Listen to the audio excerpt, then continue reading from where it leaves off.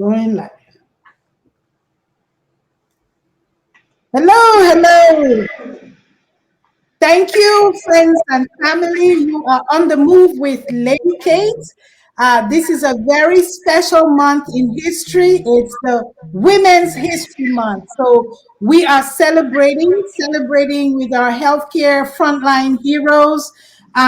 Just remember that Women's History Month is all about celebrating the achievement of women all around the world, looking at how far we've come, and also our achievements and how much more work we have to do to ensure that every woman, every girl in the world is empowered and is able to realize the full potential.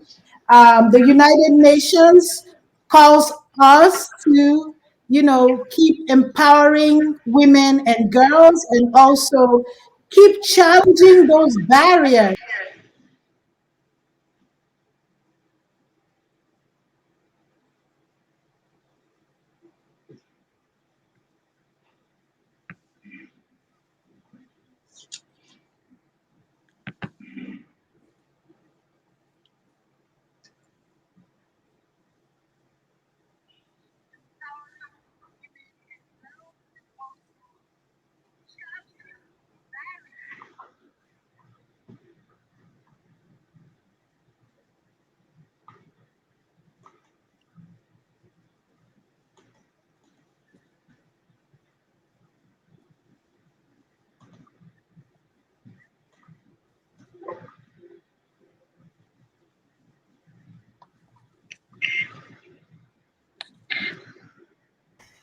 Okay, thank you so much. A little technical issue there, some technical problems. Um, yeah, just like I was saying, the United Nations is really calling us women to keep on pushing, keep on challenging those barriers that are set, against women, preventing equality, preventing us from reaching our full potential. So, right here this evening, we are kicking off the cocktails and conversations with some of the very powerful women in our community. Okay, so bringing on some strong, powerful women in our community to share their stories and also share knowledge to empower our community. So, first, I will be introducing Dr. Brownhilda Santo, who is a pulmonologist. Please, yeah, you have the microphone. Good evening to everybody. My name is Brownhill Santo. I am a physician. I have three specialties: internal medicine, pulmonary medicine, and critical care medicine. And so, regarding the COVID, I actually have been in the front line, taking care of patients at all stages of the COVID disease, from mild to moderate to the very severe, who are fighting for their lives, and even as outpatients, those who are going through what they call the post-COVID syndrome.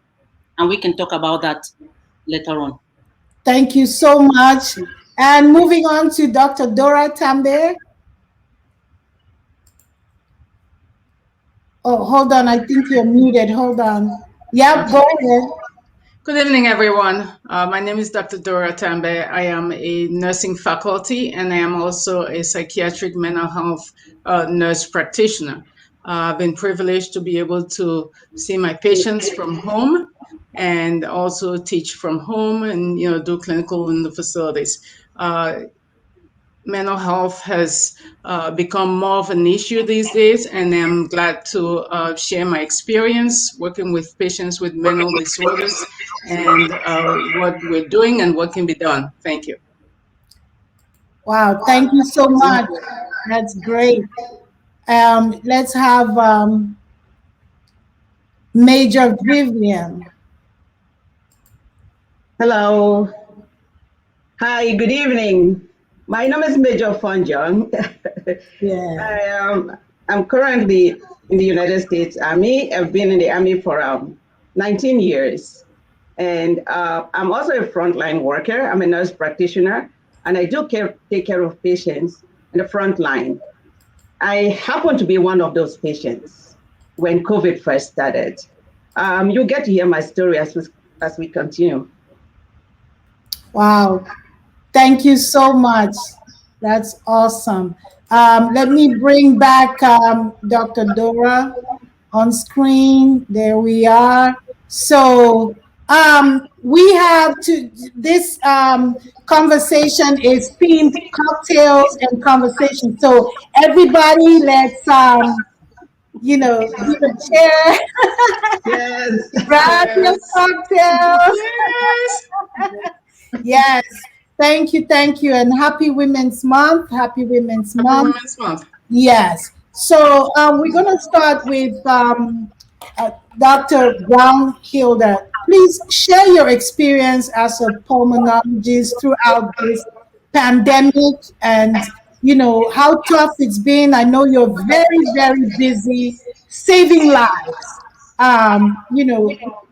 What is your experience throughout this pandemic? So it's been, I currently practice in West Virginia in a community hospital, and it's been really tough in the past few months. Things have slowed down a little bit in the maybe past 1 month to 6 weeks. Mhm. And but however, we were really bombarded with patients, with COVID patients, um, between around maybe October to up to 6 weeks ago. And I have seen the suffering on these patients' faces. And we've had patients, I've seen patients in all stages of disease. Like I mentioned earlier, as a pulmonologist, when I'm on the pulmonary service, I get consulted on these patients. In intensive care unit, when you have the patients are really sick, we've seen loved ones who are really lonely. Patients who are lonely because they can't see their loved ones. They're having breathing difficulties. Some of them end up on the mechanical ventilator. We have to put them, or I have to put them on the breathing to make a tough decision. Some of them do not make it, unfortunately. I've seen complications, and this hasn't only involved the old. We've had as young. I had a 19-year-old. I've had patients in their 20s. Most of these patients are actually 60 and above, but I've also have patients in their 50s. And some of them stay on mechanical ventilator for even a month and even more and still do not make it.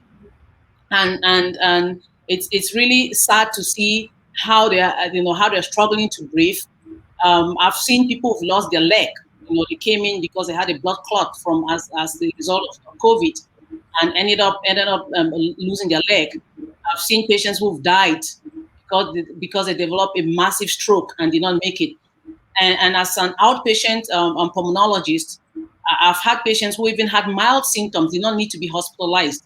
Some had moderate symptoms, did not end up in the hospital because we either I or some other physician help manage them outpatient. But then they're having what they call long hauler syndrome or post-COVID syndrome with difficulties breathing, some of them with fever, some of them with coughing. So a lot of devastation from this disease.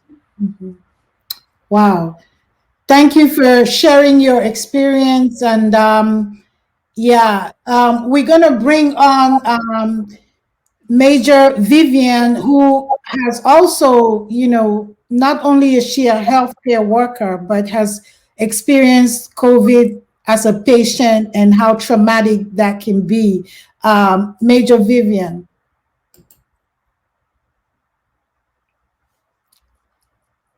First started in March. As a nurse practitioner, I was seeing my patients and life was good. It was not as serious as it later became. So I was taking my patients, doing what I love to do and taking care of them very well. So I came home. It started with a little fever night. At night, I would have serious chills and fever. It was in March. I was wearing a sweater and two blankets. I was sleeping with them. I would take Tylenol, trying to take care of myself at home. But it came to a point where I realized that this was not just an ordinary fever. something else was there. And I started having a little bit of shortness of breath. I said, well, I second doubt myself. I said, it cannot be COVID. It's because I work a lot. I work long hours.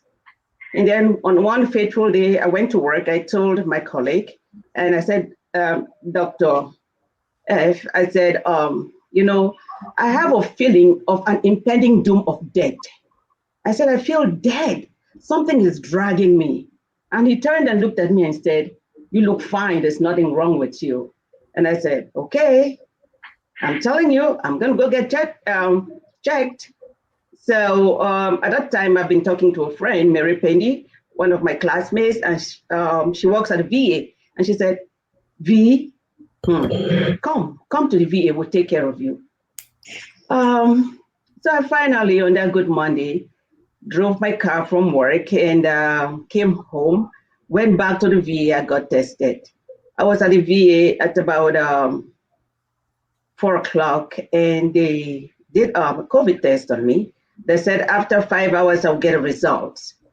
I came home and I got a call. Your result is positive.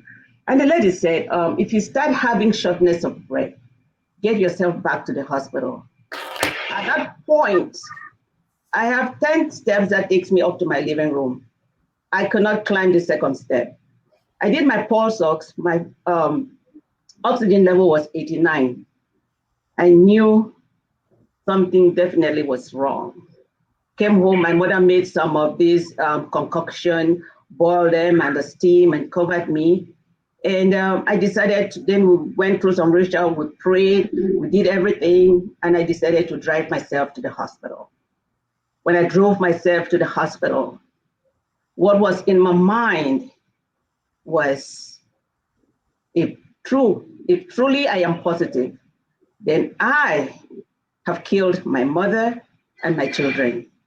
So that was disturbing. That was at the back of my head. It could not leave my head. Because at that time when people go get tested, the test takes about 3, 4, 5 days to even get a result. So went to the hospital, and when I got to the hospital, my pulse ox had dropped to 70. So it felt as though there was a rope tying my neck. I couldn't breathe. But one good thing was I knew myself.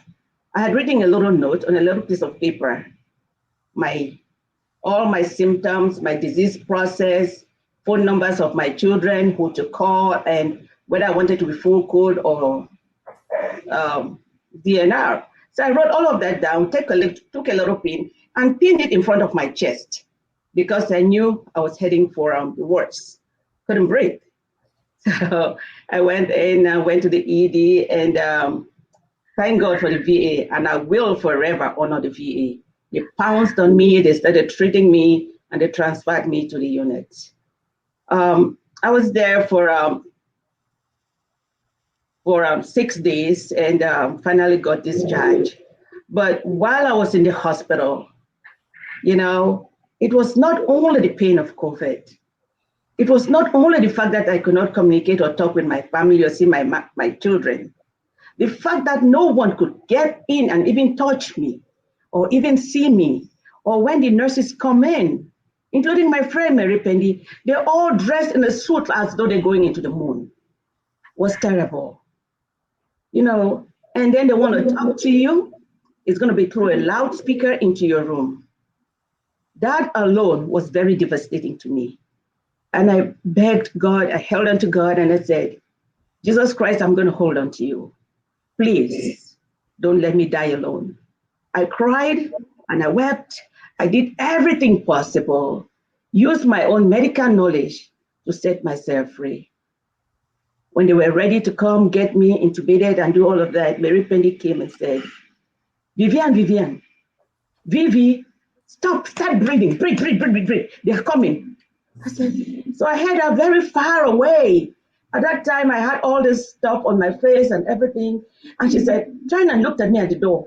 So I looked at her, I managed to turn, I saw her. So that was the only voice I could hear. And it goes to prove the fact that when people are silent and they're really sick, when they cannot talk, they do hear. I heard Mary Penge's voice. And I tried and used all the strength I had in me, all the willpower I had in me, all the God I had in me, all the CWF I had in me. Prayed, sang, I could not even, I said, and then she said, okay, V, let me tell you what to do. Flip yourself. I had it very faintly. At that time, I had all this non-rebreather mask, CPAP and everything, the whole place. So, and then I think my doctor put a stop to the they call it to the ventilator. So, but anyway, for crying out loud, my pulse ox started going up. It was going up slowly but surely. Slowly but surely, it was going up. And while I was there in bed trying to fight for myself, my classmate and friend Mary Penny was outside of the ward rooting for me. You know, when you get into a situation where you have a friend actually praying for you and rooting for you, she's an ICU nurse. What else? So finally got better and was discharged after 6-7 days. But I'll tell you this, going through that trauma has been mentally devastating. We thought that I would have been the one to kill my parents, my mother and my son was lingering in my mind. You come home, you look at the TV, thousands of people are dying, and you ask God, why me? Why did I deserve this? What did I really do to deserve this? People are dying, dear Lord, why me? For weeks, I did not open the TV. I did not look at how many people were dying. And I said, did I just cheat some people? You know, so it kept bothering me, It's been almost a year now. And I will tell you this, a long run after you get better from COVID, the COVID is still there. It lingers around. First of all, there is the fatigue that comes with it. I don't know how to put it. The fatigue that comes with it, the brain fog that comes with it, and just the memory of the folks that have gone comes with it. So mentally, you know, especially for a patient, and I'm a very strong-willed person.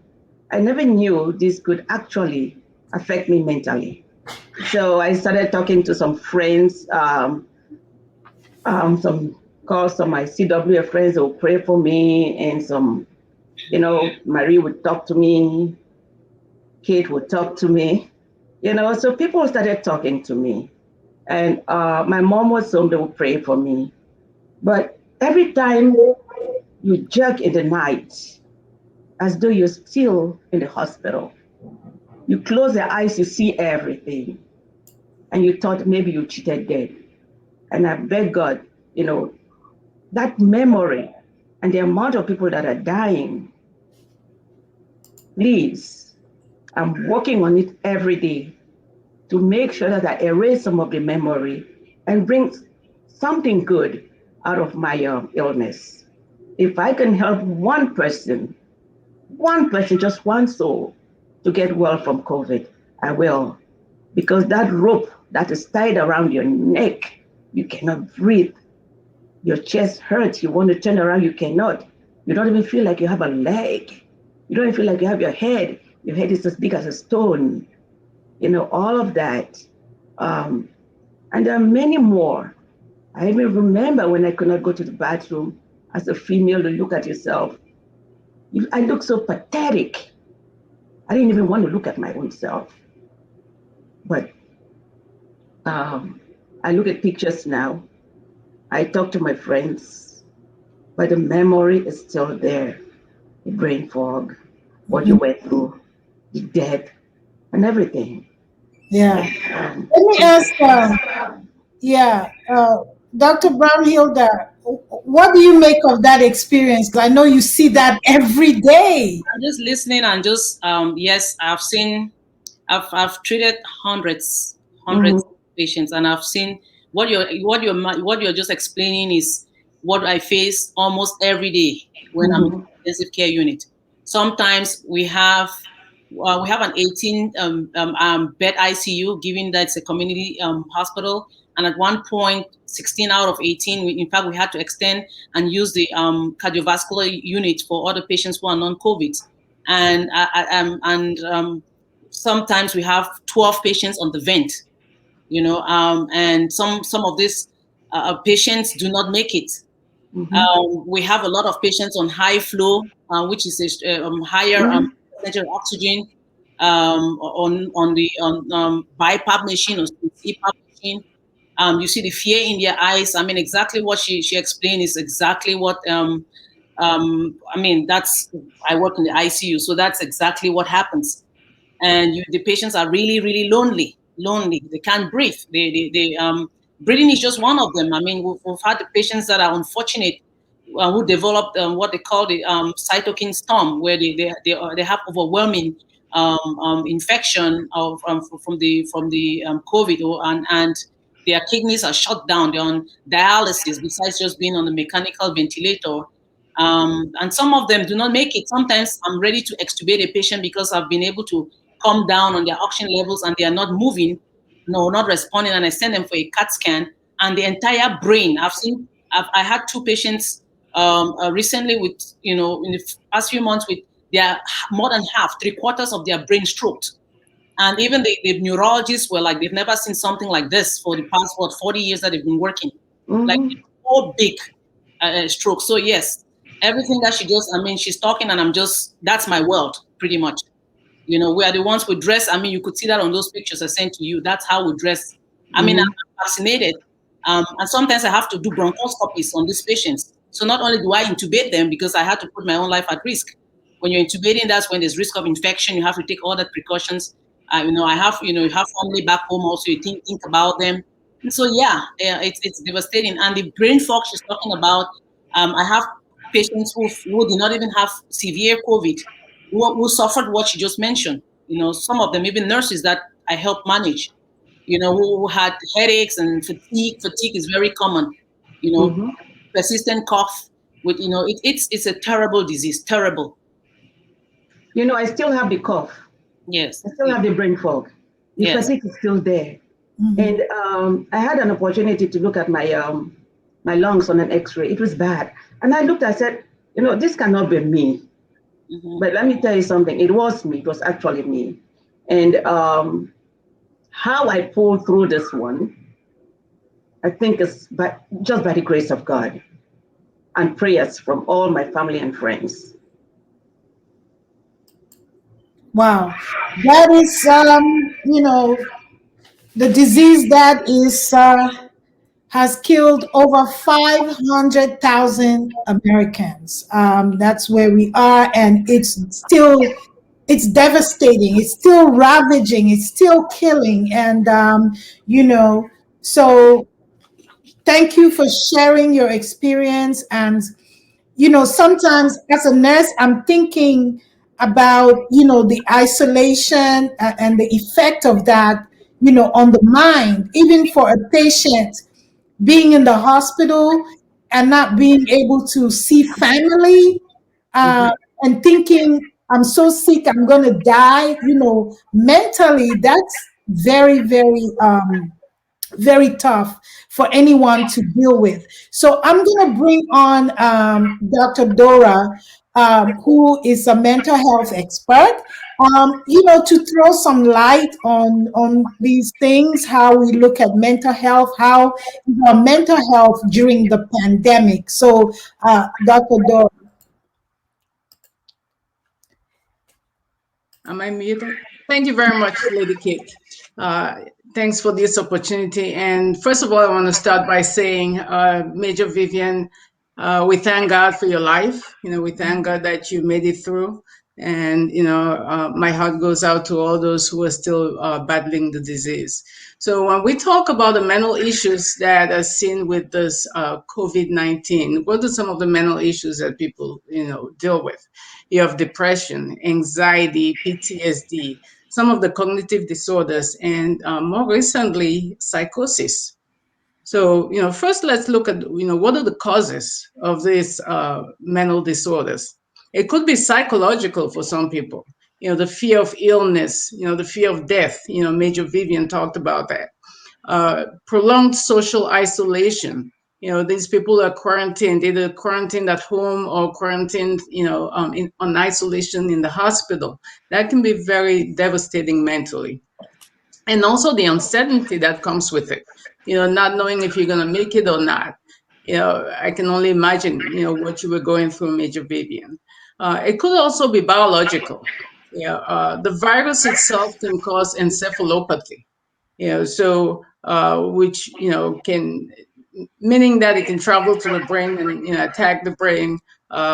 There's also chronic stress, which can damage brain tissue. It can cause a lot of anxiety, a lot of depression, and some of the other trauma-related disorders. And let's not forget the healthcare workers, those who do not have the COVID or who might have the COVID, but are having to deal with life and death issues on an almost daily basis. There's a lot of PTSD that's coming from that, and those people are often ignored.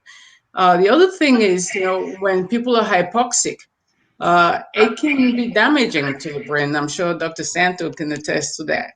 And also, COVID can disrupt a person's circadian rhythm. So you're not sleeping during the hours that you're supposed to be sleeping, and staying awake during the hours that you're supposed to be awake. And that can cause depression. It can also cause anxiety and other cognitive changes. So what are some of the symptoms that patients will start reporting? Major Vivian mentioned some of them which she experienced, like the poor memory. When you talk about brain fog, your memory is affected. People might become impulsive. They start making decisions, doing things without thinking about what they're doing and without thinking about the consequences of what they're doing. They find that they feel sad a lot. They might gain weight. Their energy level is low. You talked about that. That chronic insomnia, not being able to sleep well. They might start to isolate themselves. And sometimes they find that they don't enjoy the things that they used to enjoy doing. And some of the other symptoms which Dr. Vivian talked about, which I'm not going to go into because she already talked about it. The one thing, which is interesting, because a lot of times people will think that when you survive something like this, you'll be, excited. Yeah, I made it. But it's what's called survivor's guilt. And when you were talking about, sometimes you think, why me? Why did I survive this? That's called survivor's guilt, which can happen sometimes when there's been a traumatic experience. And we do know, that this is a traumatic experience. So that brings us to, what do we do? Having all this information, what do we do with it? There's certain things that we can do to maintain and to improve our mental health. The first one, which I always turn to, is pray. And, Major Vivian, again, you talked about that. You said you were praying and other people were praying for you. That's my first go-to. Exercise. I know with the COVID, for those who have experienced it, sometimes that can be difficult. People sometimes ask what kind of exercise is good. The exercise that's good for you is the one that you will do. So there's no point telling people lift weights or, run a marathon if they're not going to do it. So whatever you will do is what's good for you. We also have to set realistic goals. With the virus, you might not be able to do the things that you used to be able to do and accomplish everything that you had set out to accomplish. So, it might be time to make some changes, make it more realistic. Yeah. Eating healthy. We can't emphasize that enough. It's very important for us to, eat healthy. The other thing is learning to delegate. If you find that, you just can't do everything, it's okay to delegate to other people. The problem, especially with us women, is that we like to be independent, but being too independent sometimes is a symptom of trauma. Some people have gone through trauma in their lives, and so they feel like they have to do everything by themselves because the people who they trusted sometime earlier in life had violated or had failed them. So we like to take pride in being independent. It's good to be independent, but when you're too independent, you need to look at yourself and say, is this a symptom of trauma or something that happened, which causes you not to rely on, feel comfortable or trust people to rely on them to do things. So it's okay to delegate to people. Okay. And, we don't want to take ourselves too seriously. If this pandemic has taught us one thing, it's that, we can't take ourselves too seriously. Things will happen which are beyond our control. So, we just take it, as it come, and, it's okay, to not be okay. There are times when we don't feel okay. There are times when we get tired of, being indoors. There are times when we get tired of, social distancing. And so we feel like, we can't take it anymore. But it's okay. It's okay to experience those feelings. And, those feelings make us realize that we're human. The other thing is meditating. You know, it's a very anxiety relieving activity. You can find on YouTube some meditation videos, and you just turn them on and go along with them. Or guided imagery is another one. We also want to make sure that we're not focusing on any negative thoughts. It's not uncommon for us to, think of the worst when things are happening. Those negative thoughts usually attract negativity. We have to think positive. We also have to be cognizant of the fact that this pandemic for some people might have caused some setbacks. Maybe you had some goals that you wanted to achieve, and because now you can't fly, you can't fly, but there's some things that we're not able to do the way we used to be able to do them. It's okay. Those setbacks and comebacks are all a part of our journey in life. We'll get back to a time when we'll be able to do those things. Another thing which I can't emphasize enough is, getting enough sleep. We often take that for granted. It's very important for us to make sure that we're getting enough sleep, because if you're not sleeping well, that's going to mess up your mood. And, last but not least is, recognizing and acknowledging that there are times when we need medication. When you've tried other things and they're not working, it's okay to be on medication. What I usually ask my patients is, if you were going to be on medication for asthma or diabetes or blood pressure, will you feel bad about being on it? And, 10 times out of 10, the answer that I get from them is no. And so we talk about, their psych medications and those neurotransmitter imbalances and how it's no different from being on medication for your blood pressure or anything else. It's okay. If we need it, we need it. We take it. There's nothing wrong with that. I think the reason why a lot of people don't want to use medication as an option is because of a lack of education.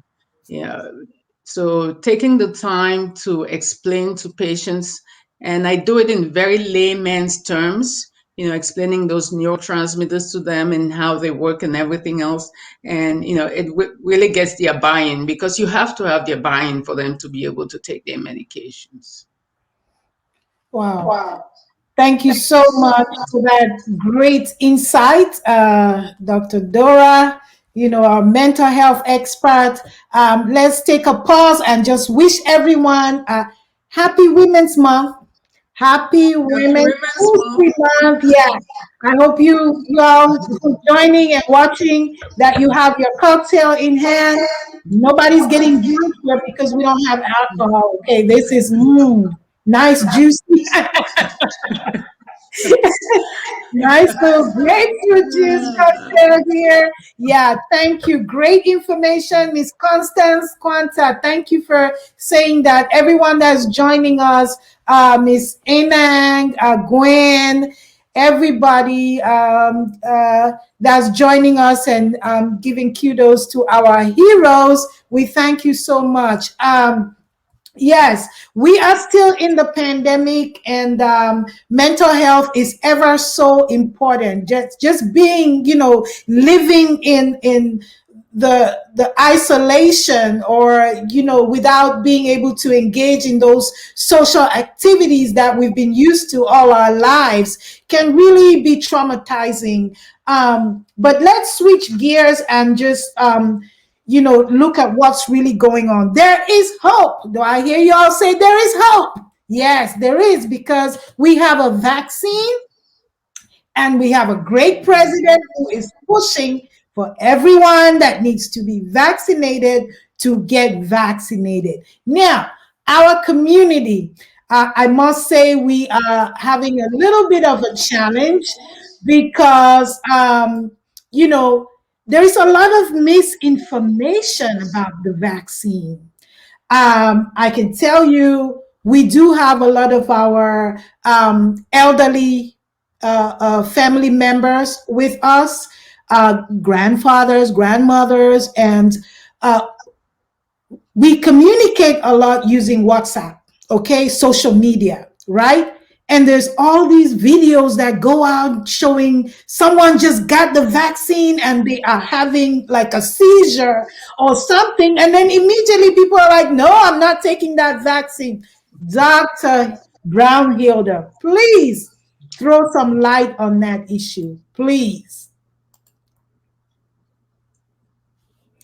Hold on, you're muted. Muted, yeah. Okay. Okay. All right. So, I think it is important to actually explain to everybody what the vaccine actually does, because sometimes when you understand it, then you kind of understand why it makes sense to take the vaccine. So the vaccine pretty much has to prepare us, prepare our immune system to be able to fight this virus. So when we take, now we have actually three vaccines that have approved, have been, has received emergency use authorization. You have the Moderna and the Pfizer, which has an mRNA platform, and you have the Johnson and Johnson and Janssen, which has a different platform, DNA recombinant platform. So when you get the vaccine, that vaccine goes into your body when you get injected. Now our system we have two types of lines of defense. The first line of defense is called the innate immune system, and you have the second line, which is the adaptive immune system. Now that vaccine kind of targets, that's the main reason we're taking the vaccine. So when I get infected, for instance, that innate immune system, or when you get the vaccine, it will recognize that there's something foreign that comes to the body, and it will immediately send cells to attack it. Now, that adaptive immune system takes about 7 to 14 days to kick in. And there are two branches. I'll really, really simplify. It will lead to the production of antibodies. Antibodies are specific, like proteins that will recognize this pathogen, which can be a virus or bacteria or anything, that foreign pathogen that came into the body. And it can also produce what they call cytotoxic T cells. So there are two main arms, humoral and that produce the antibodies, and the cellular, the cytotoxic T cells. What happens is that when anybody gets these antibodies and cytotoxic T cells, some of them go dormant and become memory cells. Now, what the vaccine does is that when you get the vaccine, it goes to your body.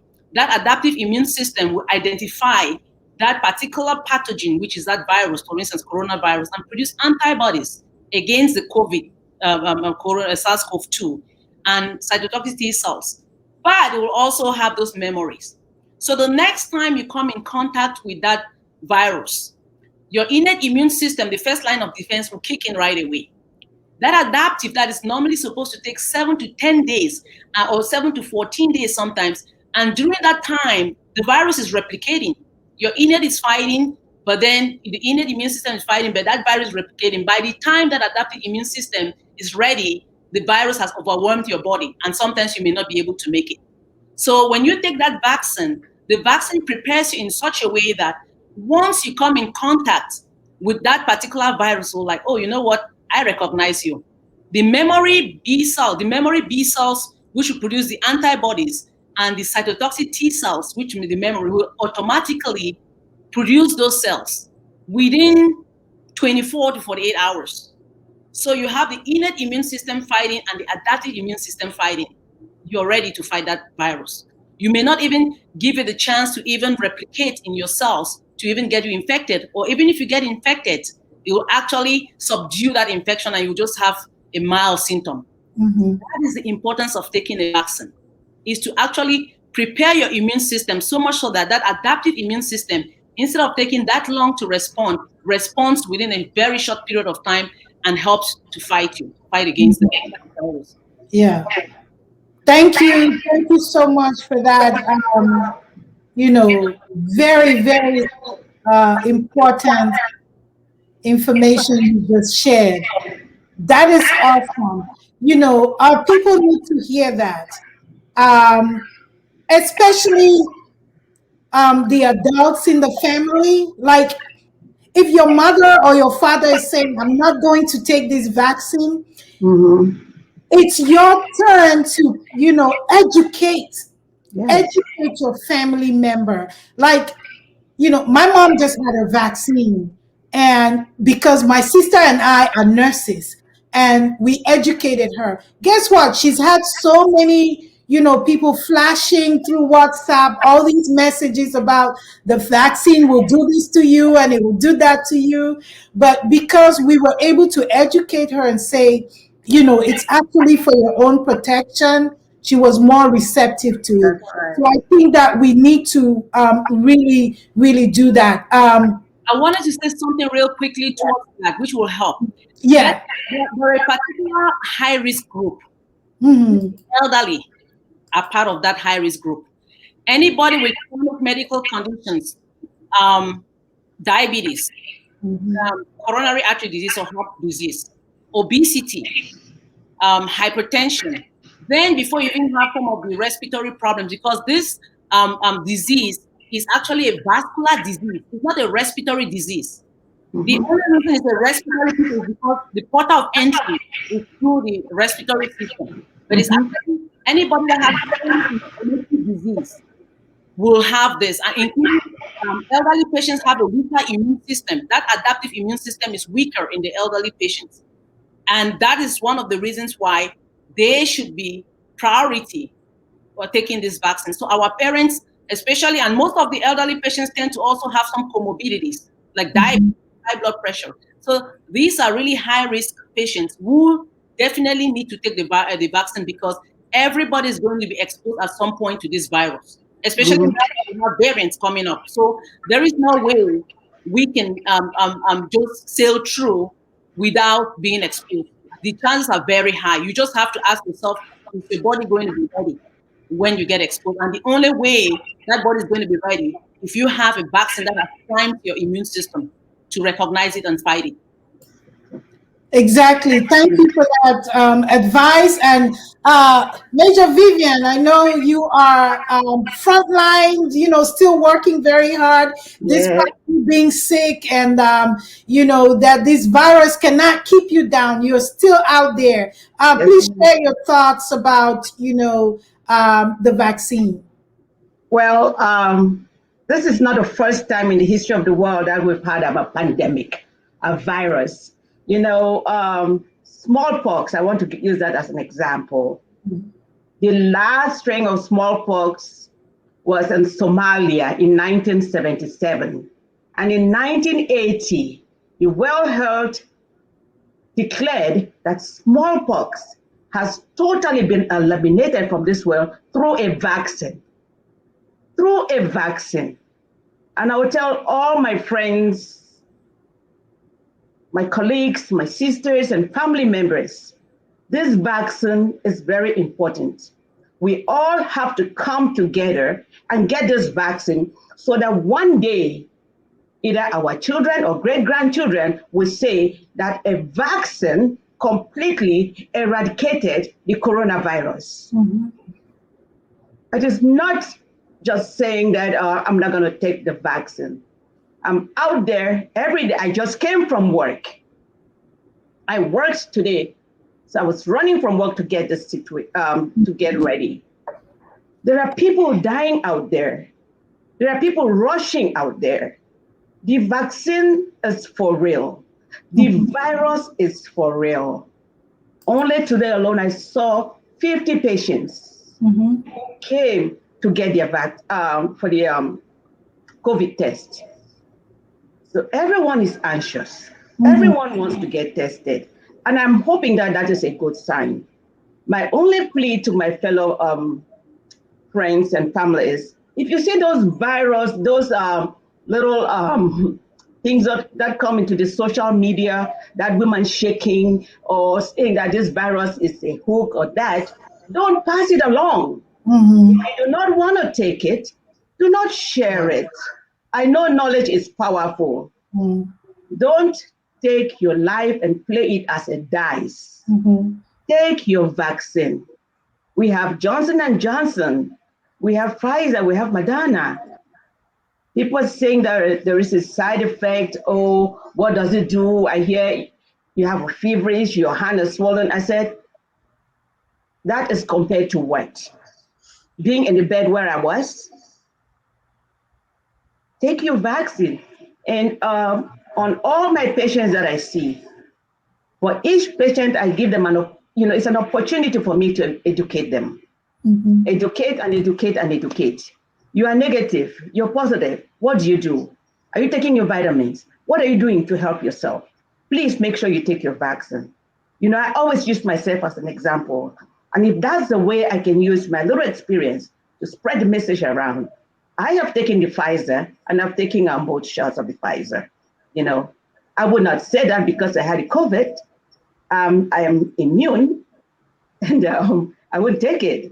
I have seen folks who have had the coronavirus twice, sometimes even 3 times. And this is me in a year, even with the vaccine, I still have the lingering effect from the COVID.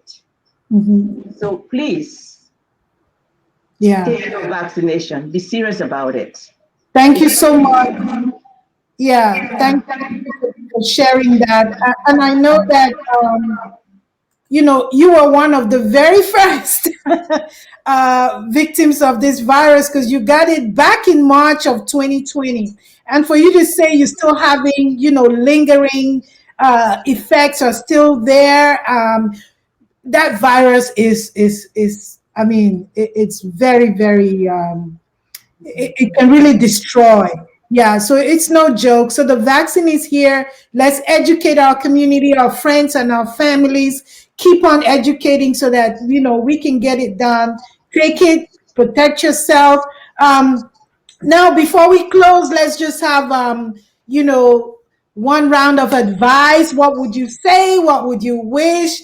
And also just to know that we celebrate you. You are all heroes, including myself, because I am a healthcare worker as well, right? We are out there, saving lives. We are out there doing what we have to do. And thankfully, I have not, yet I've been exposed, but thankfully I never got the virus, but I've been around everybody, patients, family. I mean, it's there, it's real. And we pray that the vaccine is what is going to get us out of this pandemic. So let's just go around and just a last word, of advice. Dora, what do you have to say? Well, one thing I like to tell people is, let's have an attitude of gratitude. It's more important now than any other time in history to have an attitude of gratitude. When we turn on the TV and see how many people are dying on a daily basis, we just have to thank God. Being grateful is also good for healing. One thing I tell people is, think of something or some things, good that have come out of this pandemic.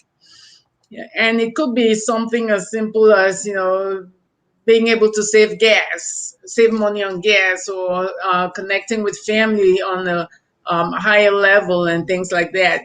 So for me, spending more time with my kids, the little things that we used to take for granted, like, game night.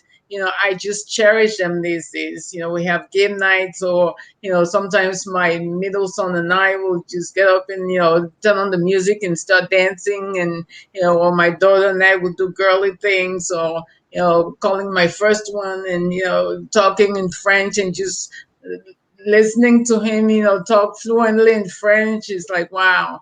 So let's start to appreciate. If we did it before, let's now, start to appreciate those little things, those special moments. We can't take anything for granted. Exactly. Yeah. Thank you. Like you said, I do a lot of dancing with the kids. Again, we can see this as a blessing because we've kind of families have really bonded more. Because we are all staying together indoors and yeah. So yeah, it's been a blessing, but we want to get out of this, right? Dr. Santos. Okay, so we know this pandemic, the virus COVID-19 is real. We've had about 30 million people in the United States who have been affected or infected, and this is probably an underestimate of the actual numbers. We've had over 500,000 of people who died from it, so this is real. This disease affects; it doesn't discriminate blacks, whites, Asians. I mean, it affects everybody. In fact, the black population, African Americans have a higher rate of severe disease and death. So, we cannot take this disease for granted. We have vaccines out there; they are safe. They are actually very effective. Everybody is going to be exposed at some point or the other. And the only way we can eradicate this disease or control it is by taking the vaccine. We have to all be part of the solution. We have to be each other's keeper. We have to take this seriously. Our elderly patient and parents have to take this seriously. We have to help them understand why this is not a unfortunately, the community back home thinks that this is some vaccine that is made to eliminate us. Oh, no. It's not eliminating us. The same vaccine I took is the same vaccine my colleagues took. So we should be informed and we should make wise decisions. And I think the only choice now, although we need the vaccine, let's not forget to wash our hands, keep safe distance from each 6 feet, wear our mask. Those are still very important. But then we should also consider taking the vaccine. Yeah, thank you, Dr. Santo and Major Vivian. One word of advice from you before we close. Where is she? Here we are. Yep, we can hear you. Yep. Thank you, Lady Kate. All I have to say is, let's make this world a better world.